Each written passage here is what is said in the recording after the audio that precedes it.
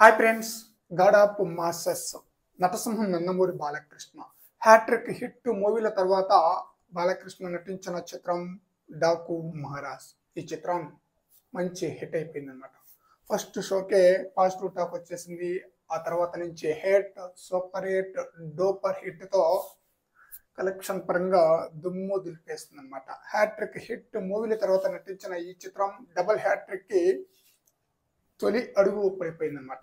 అయితే ఈ చిత్రం సక్సెస్ అయిన తర్వాత రిలీజ్ అయిన రోజునే నిర్మాత ఒక ప్రెస్ మీట్ పెట్టేసి ఈ మూవీని ప్రీక్వెల్గా తీయబోతున్నామని చెప్పేసి అనౌన్స్మెంట్ కూడా ఇచ్చేసారనమాట.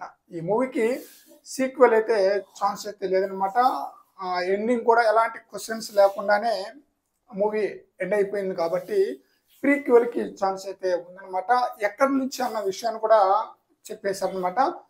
సీతారాం నుంచి డాకు మహారాజ్గా బాలకృష్ణ డాకు మహారాజ్గా చేంజ్ అయ్యే ఎపిసోడ్ ఉంది చూడండి.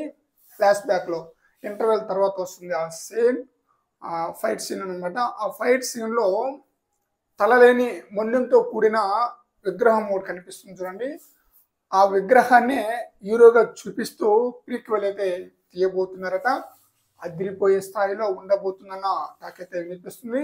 స్టోరీని త్వరగా రెడీ చేసి ఈ మూవీపై ఎప్పుడు తీస్తారు ఏంటి అనేది త్వరలోనే వెల్లడించే ఛాన్స్ కూడా ఉందన్నమాట. చాలా బ్రహ్మాండంగా తీయబోతున్నారంటగా తెలుస్తుంది. డాకు మహారాజ్ మంచి హిట్ అందుకోవడంతో ప్రీక్వెల్ కూడా మంచి వేరియేషన్తో, మంచి మాస్ ఫైట్స్తో, మాస్ ఆడియన్స్కి మంచి కిక్ ఇచ్చే విధంగా ప్రీక్వెల్ అయితే ఉండబోతున్నట్లుగా తెలుస్తుంది.